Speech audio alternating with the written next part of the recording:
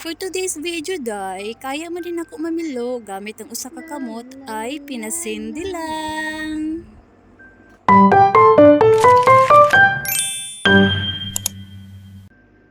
Bitaw mga langga sa una no nga single pa ta, I mean wala pa tay anak, kaya jud nato tanan buhatonon.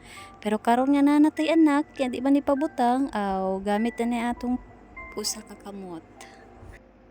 Ako gibulkas ning iyang mga sanina kay di ko ganahan nga ang sanina sa ako ang anak nga magabihan, so ako na lang gikuha, bahala og nagkugos di siya, I mean gikugos na ako, di ba dyan pabutang, so ako na lang ginahinay og pamilo. Anya man gyud ang kinabuhi nato nga inahan na ta, so buhaton na tong tanan para sa atong anak, maski ato pa ning gikugos-kugos. Ingon ani na gyud ang kinabuhi, basta inahan na gyud, buhaton nato gyud ang tanan, bahalag mag multitask ta ala Spider-Man na daghang kay mga kamot-kamot dira.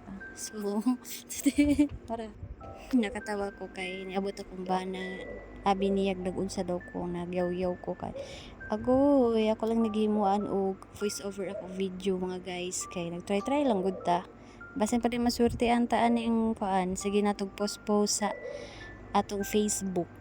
So, mana siya guys, akong kinabuhi karon as a mother nga nagbantay sa akong anak nga dili pa butang. Pero sige lang, pinangga man ni mama, buhaton ng tanan para nako sa akong anak, buhaton na mo tanan para sa among Princess Sofia.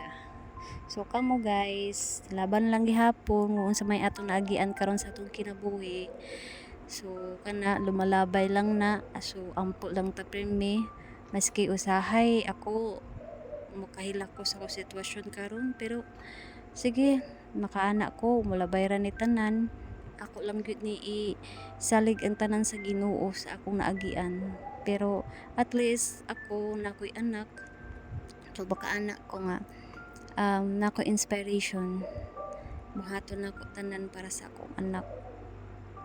Maura guys, so daghang salamat kaayo ninyo ug salamat sa pagtan-aw. Bye bye.